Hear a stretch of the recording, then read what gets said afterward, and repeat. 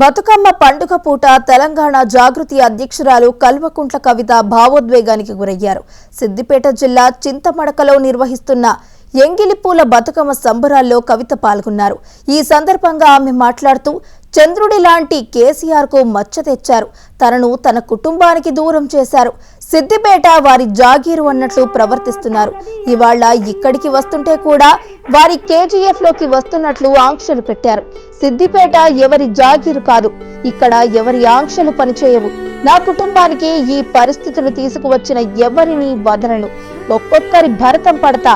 చింతమడక పౌరుషం ఎలా ఉంటుందో వారికి తప్పకుండా చూపిస్తా అని కవిత స్ట్రాంగ్ వార్నింగ్ ఇచ్చారు.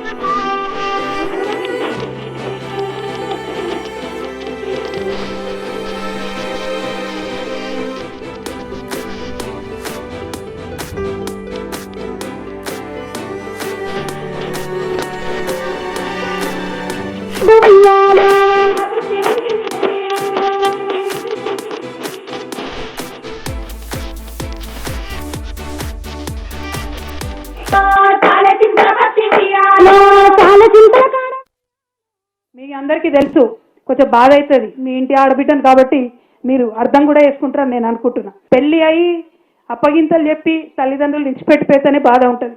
అటువంటిది తండ్రి బాగుండాలి, తల్లి బాగుండాలని కొట్లాడేటటువంటి నన్ను కుటుంబం నుంచి విడగొట్టేటటువంటి కుట్రలు చేసినటువంటి వాళ్ళను మాత్రం నేను వదిలిపెట్టానని సందర్భంగా మళ్ళొకసారి తెలియజేస్తూ, ఈ గడ్డకు, ఈ చింతమడక గడ్డకు ఎంత పౌరుషం ఉందనేటటువంటిది ఖచ్చితంగా నేను చూపిస్తా. ఆ చూపించేటటువంటి నా ప్రయాణంలో మీరందరూ కూడా నాతో అండగా నిలవాలని చెప్పి మనస్ఫూర్తిగా మీ అందరూ కూడా నేను కోరుతా ఉన్నా.